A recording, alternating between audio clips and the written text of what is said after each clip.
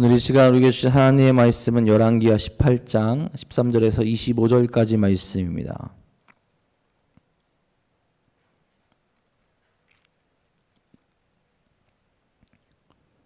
열왕기하 18장 13절에서 25절까지 말씀입니다.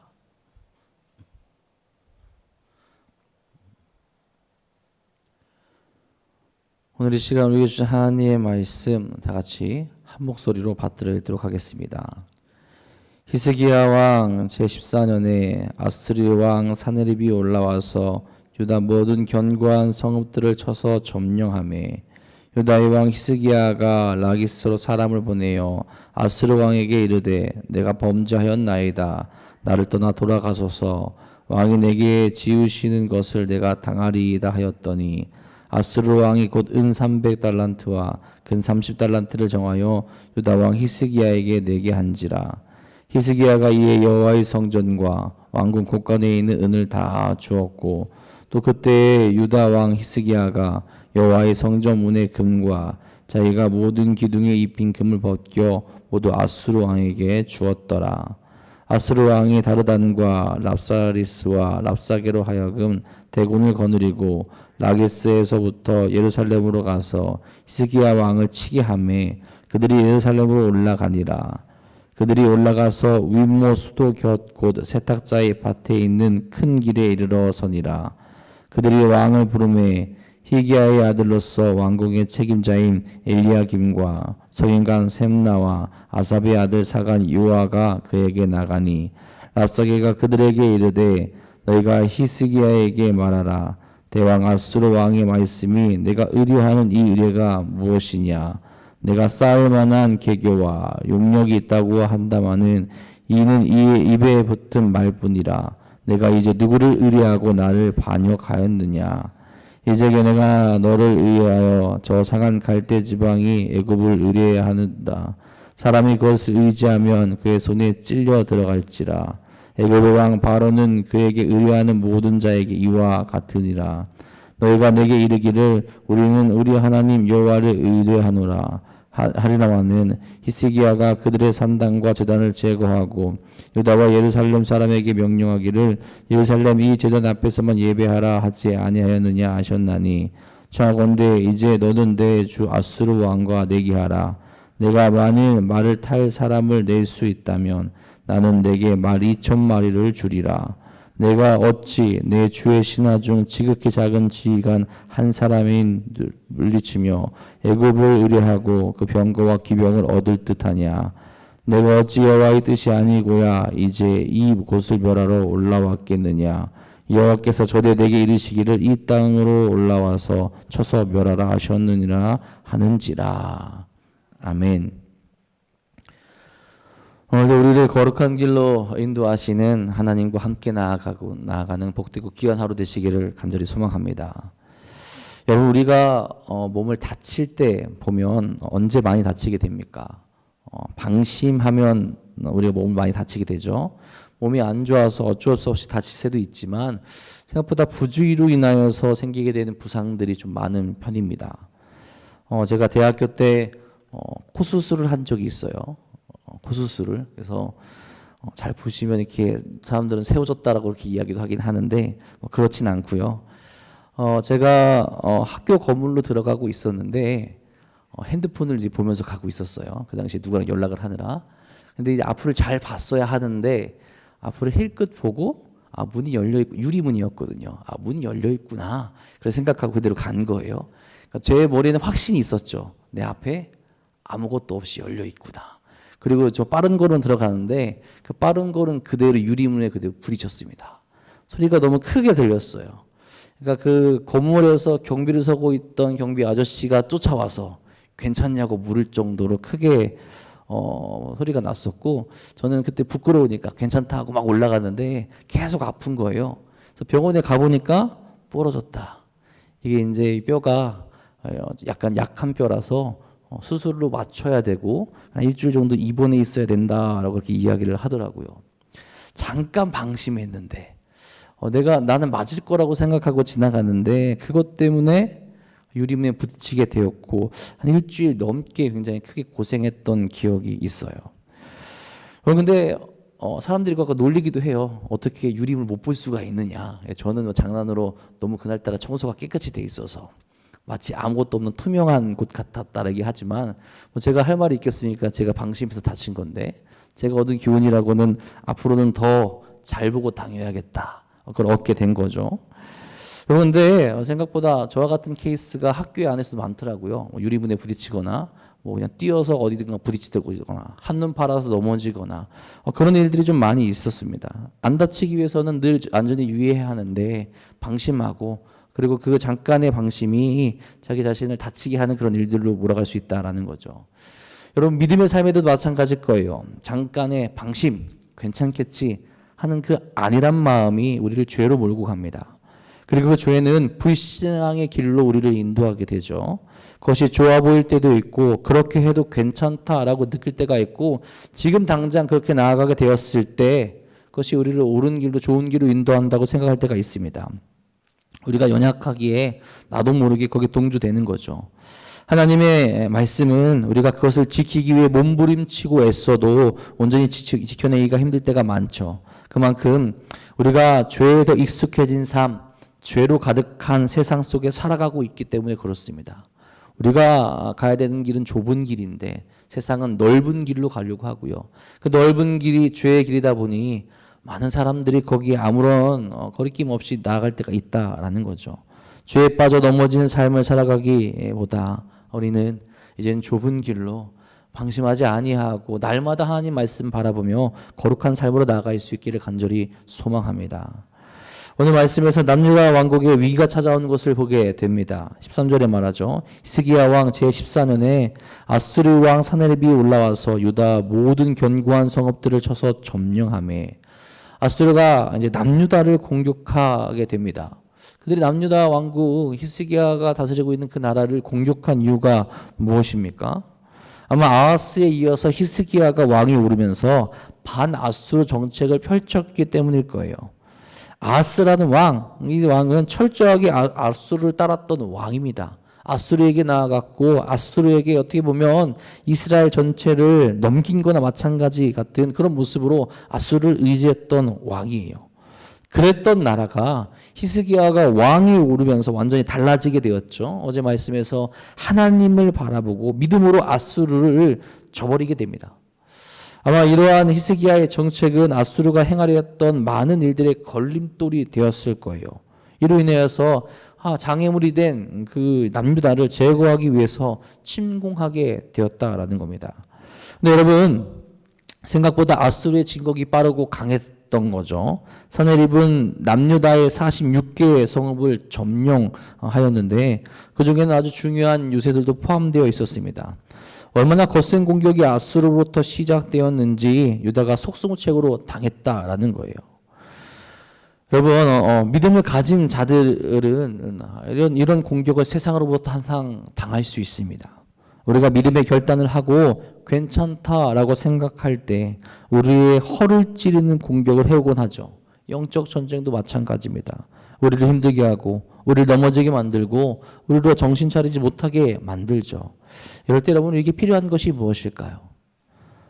다른 것이 아니죠. 하나님을 향한 굳건한 믿음을 가지고 있어야 우리의 믿음의 삶을 지킬 수 있고 영적 전쟁에서 승리할 수 있고 믿음으로 이 세상 가운데서 당당하게 나아갈 수 있어야 된다는 거죠.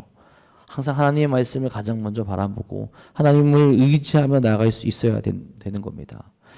히스기야도 그럴 수 있었어야 되죠. 어제 말씀에서 히스기야는 하나님을 따르기로 작정하고 아수르를 멀리하지 않았습니까? 그렇다면 어찌 보면 당연히 올 수 있는 세상의 위기 앞에서 자기 힘으로 어찌할 수 없는 그런 대적 앞에서 더 하나님을 의지하고 더 하나님께 나아가고 하나님만을 바라볼 수 있었어야 합니다. 하지만 인간의 연약함이 잠깐 다른 선택을 하게 한다라는 거죠.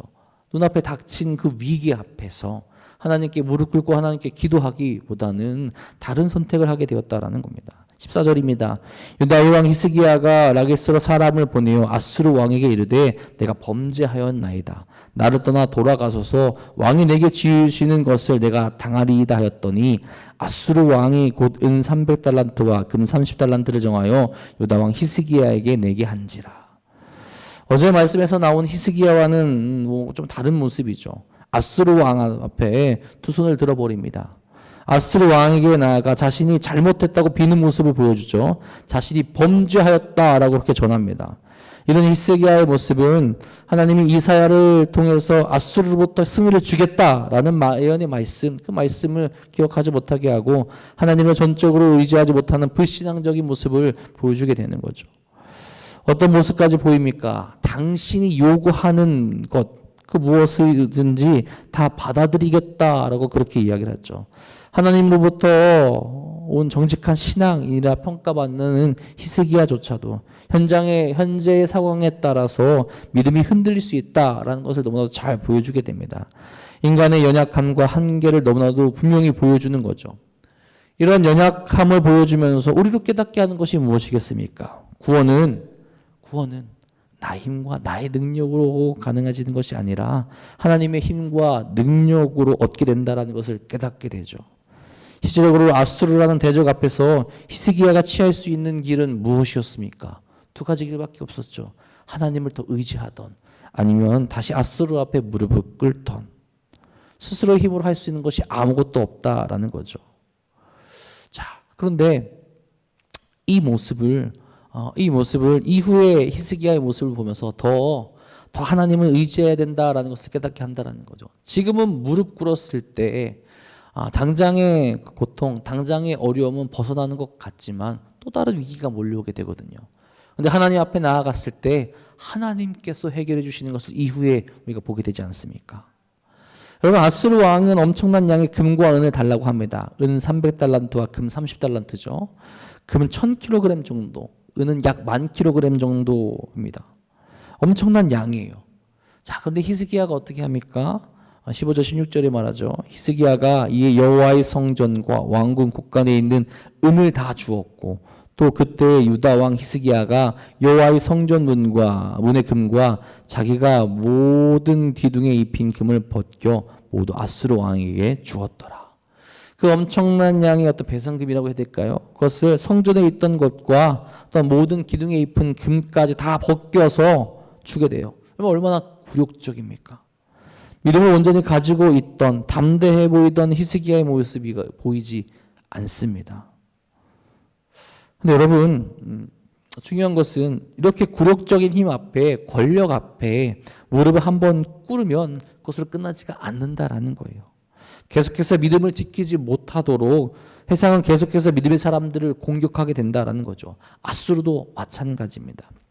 17절에 말하죠. 아수르 왕이 다르단과 랍사리스와 랍사게로 하여금 대군을 거느리고 라기스에서부터 예루살렘으로 가서 히스기야 왕을 치게 하매 그들이 예루살렘으로 올라가니라. 그들이 올라가서 윗모 수도 곁 그 세탁자의 밭에 있는 큰 길에 이르러 서니라. 아수르 왕에게 많은 양의 금과 은을 바쳤지만 공격은 멈추지 않습니다. 학자들의 말에서 앞에서의 공격 시기와 17절의 공격 시기에는 2년의 시간차가 있을 거다라고 그렇게 이야기를 합니다. 아마 금을 받고 멈췄었는데 히스기야가 계속해서 반아수르 정책을 펼치니 계속해서 공격을 했다, 다시 공격을 했다라고 그렇게 이야기를 해요. 하지만 어쨌든 간에 20년의 시간을 벌었을 뿐이지 다시 아수르에 의한 공격을 남유다가 받게 되었다라는 거죠. 괜찮을 것 같지만 대군 앞에, 그들 앞에 무릎 꿇으면 멈출 것 같지만 계속해서 트집을 잡고 하나님을 바라지 못하게 하는 일들이 일어나게 된다라는 거죠. 랍사게로 하여금 대군을 이끌고 예루살렘으로 나아옵니다. 이 히스기야가 그 부하들을 랍사게에게 보내죠. 여러분, 그들이 할 수 있는 것은 무엇이었습니까? 아무것도 없었어요. 랍사게가 그들에게 하는 그 모욕적인 말을 다 들을 수밖에 없었습니다. 너무나도 비참한 그런 모습이었죠. 19절 20절에 랍사게에게 말합니다. 랍사게가 그들에게 이르되 너희는 히스기야에게 말하라. 대왕 아수르 왕의 말씀이 내가 의뢰하는 이 의뢰가 무엇이냐. 내가 싸울 만한 계기와 용력이 있다고 한다마는 이는 입에 붙은 말뿐이라. 내가 이제 누구를 의뢰하고 나를 반역하였느냐. 너희가 무엇을 믿고 그렇게 자신만만하냐라는 거예요. 아수르가 남유다를 공격한 이유가 계속해서 반아수르 정책을 펼쳤기 때문입니다. 그렇게 너희가 의지하는 것이 무엇이기에, 너희가 정말 무엇을 바라보고 있기에 감히 앗수르를 반역하며 우리 앞에 계속해서 이런 모습을 보이고 있냐라는 거죠. 어떤 자신감이 있기에 얘기할 수 있느냐. 결국 너희들이 할 수 있는 것은 아무것도 없고 말뿐이지 않느냐라고 그를 그렇게 철저하게 무시하죠. 철저하게 무시하고 철저하게 짓눌러 버립니다. 여러분, 세상은 우리를 이렇게 공격하고 유혹하죠. 세상의 권력 앞에 무릎 꿇으라고 이야기하고 세상의 방법으로 살아가라고, 다시 우리 앞에 무릎 꿇으라고 이렇게 이야기를 합니다. 그래야 편하게 행복하게 살아갈 수 있다라고 말하는 거죠. 거역하지 말고 순응하라는 겁니다. 그런데 정말로 여러분, 세상의 방법으로 우리가 평안을 얻을 수 있고 기쁨을 얻을 수 있고 그 안에서 구원을 얻을 수 있습니까? 절대 그렇지 아니하죠. 세상은 우리에게 죄의 멍에를 지게 하고 우리로 참된 기쁨을 맛보지 못하게 합니다. 오직 어디로 나아가게 될 때, 주 예수 그리스도의 이름으로 하나님 앞으로 나아가게 될 때 우리가 지었던 이전에 죄로 지었던 그 수많은 멍에를 풀어놓을 수 있게 되는 거고, 주 안에 쉼을 누리게 되는 거고, 주 안에 평안을 누릴 수 있게 된다라는 거죠. 그렇게 믿음을 가진 자들은 방심하지 아니하고 순간에 세상의 유혹에 넘어가지 않고 하나님 앞으로 나아갈 수 있어야 한다라는 겁니다. 랍사가는 계속해서 이야기합니다. 너희가 말을 준다 할지라도 그것을 타고 전쟁할 사람이 있겠느냐. 철저히 남유다를 무시하죠. 그런데 남유다의 상황이 그러했어요. 세상 사람들에게 어떻게 보면 이 대국에게 무시를 당할 수밖에 없는 그런 상황 가운데 있었다라는 겁니다. 그러면서 랍사기는 25절에도 말하죠. 내가 어찌 여호와의 뜻이 아니고야 이제 이곳을 멸하러 올라왔겠느냐. 여호와께서 전에 내게 이르시기를 이 땅으로 올라와서 쳐서 멸하라 하셨느니라 하는지라. 여러분, 이거는 정말 하나님의 명령을 받았다는 것이 아니라 비꼬는 거죠. 너의 신도 허락한 일이다. 너희가 감히 어떤 마음으로 우리를 거역할 수 있겠느냐. 하나님의 이름마저 이야기하면서 그들을 농락하고 그들을 철저하게 짓눌러 버리려 한다라는 겁니다. 세상이 우리를 그렇게 이야기하지 않나요? 하나님이 너희를 도우신다며, 하나님에게 복을 받는다고 이야기하면서 우리의 삶을 비판하고 우리를 어리석다 이야기하고 복받은 삶이 어딨냐라고 그렇게 비꼬며 이야기합니다.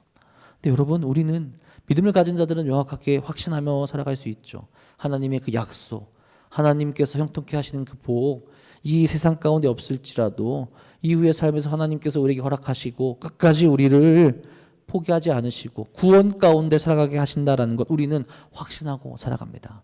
세상의 사람들이 바라보지 못하는 것을 우리는 바라보고 살아갈 수 있게 되는 거죠. 여러분, 이런 어떤 절망적인 상황 가운데 있지만 역설적이게도 이것은 믿음의 사람들에게 무엇을 깨닫게 하겠습니까? 세상의 말을 믿고 세상의 강함을 의지하는 것이 아니라 철저하게 아무것도 할 수 없는 그런 상황 속에서 하나님을 바라봐야 된다는 거죠. 지금도 마찬가지로 두 가지 선택지밖에 없지 않습니까? 앗수르에게 철저히 무릎 꿇고 포기하던가 아니면 끝까지 하나님을 믿던가, 두 가지 방법밖에 없습니다. 여러분, 이런 답 없는 상황에서 그들을 구원하실 분은 누구십니까? 하나님밖에 없다라는 거예요. 이전에 히스기야는 급한 마음에 사네립에게 머리를 숙였지만 그 한 번의 숙임으로 이 상황이 결코 끝나지 않음을 알게 되었어요. 또한 자신들의 힘으로는 능히 앗수르를 물리치지 못합니다. 그럼 어떻게 해야 되겠습니까? 믿은 대로 고백하고 결단한 대로 하나님을 의지하며 나아가야 한다라는 거예요. 지금 남유다가 보여주고 있는 어리석고 힘이 없는 모습은 오히려 하나님의 구원의 능력을 부각시키게 되죠. 철저하게 짓눌리고 있지만 다시 하나님을 의지하게 되었을 때 그들이 한 건 아무것도 없어요. 하나님이 그들을 치셔서, 랍사기를 치셔서 승리케 하시지 않습니까? 결국 무엇을 우리로 깨닫게 합니까? 어떤 순간에도 방심하지 아니하고 하나님을 의지하며 따라가야 된다라는 거예요. 세상에 잠깐 기대어 가도 되겠지 하는 마음으로 따라갔다가 계속해서 그곳에 매이게 된다라는 겁니다. 그것이 아니라 오직 하나님만을 의지하며 하나님의 길을 따라가야 되죠. 세상은 계속해서 우리를 시험하려고 듭니다. 우리를 넘어뜨려고 해요. 어떤 상황에 있어든지 우리가 믿음을 지키지 못하도록 만드는 것이 세상의 모습이고 사단의 전략입니다. 그 전략 앞에서 우리가 깨어있지 못하면, 우리가 하나님을 온전히 바라보고 있지 못하면 넘어지기 마련입니다. 그건 여러분 오늘 히스기야의 모습처럼 급하다고 내려놓고 세상의 길을 따라가는 것이 아니라 오늘도 결단하며 하나님만을 바라보고 하나님의 길로 나아갈 수 있기를 간절히 소망합니다. 그때 세상 사람들이 볼 수 없는 것을 우리에게 보여주시고 크고 은밀한 일을 우리에게 가르쳐 주시며 우리로 이 세상 가운데 승리할 수 있는 힘을 하나님께서 반드시 허락하실 겁니다. 오늘도 하나님을 믿으시며 결단하며 기도하시고 확신 가운데 나아가시고 이 세상 가운데 승리하시는 귀하고 복된 하루 되시기를 주님의 이름으로 간절히 축복하고 축원합니다. 기도하겠습니다. 사랑의 주님, 오늘도 우리가 흔들리지 아니하고 주의 길 가운데로 나아갈 수 있기를 간절히 소망합니다. 우리를 흔드는 이들, 우리를 아프게 하는 일들, 우리를 넘어뜨리는 세상의 일들 날마다 우리에게 찾아오겠지만 그때마다 하나님의 말씀을 가장 먼저 바라볼 수 있도록 인도하여 주옵소서. 아버지께 나아가는 그 삶이, 하나님과 함께하는 그 삶이 그 무엇과도 바꿀 수 없는 가장 큰 기쁨이 됩니다. 아버지요, 오늘도 우리가 살아가는 모든 삶의 자리에서 하나님만 높일 수 있도록 인도하여 주시옵고 하나님의 말씀만을 가장 먼저 바라보고 굳건한 신앙의 길로 나아갈 수 있도록 인도하여 주시옵소서. 세상을 살아가는데 오늘도 또 우리에게 많은 어려운 일들 몰려올 수 있습니다. 주여, 그것에 절망하지 않도록 인도하여 주시옵고 다시 한번 무릎 꿇고 하나님 바라볼 수 있는 더 큰 신앙, 더 큰 믿음을 우리에게 허락하여 주시옵소서. 사랑하는 이들이 오늘도 주 앞에 나와 기도하며 부르짖습니다. 사랑하는 교회 안에서, 사랑하는 공동체 안에서 하나님의 응답하심을 경험할 수 있도록 인도하여 주시옵고 특별히 힘들어하고 아파하는 이들, 육적으로 연약하여서 주 앞으로 나아오지 못하고 있는 이들, 그들에게 다시 한번 주의 은혜와 주의 사랑 허락하여 주셔서 살아계신 하나님의 은혜를 경험할 수 있도록 인도하여 주시옵소서. 아버지께서 우리와 함께 하사 오늘도 살아계신 하나님을 경험할 수 있도록 인도하여 주셨고 그 내 가운데 이 세상에서 승리할 수 있도록 역사하여 주시옵소서. 주께서 오늘도 우리와 함께 하실 것 믿사오며 우리 사랑하신 예수님의 이름으로 감사하며 기도합니다. 아멘.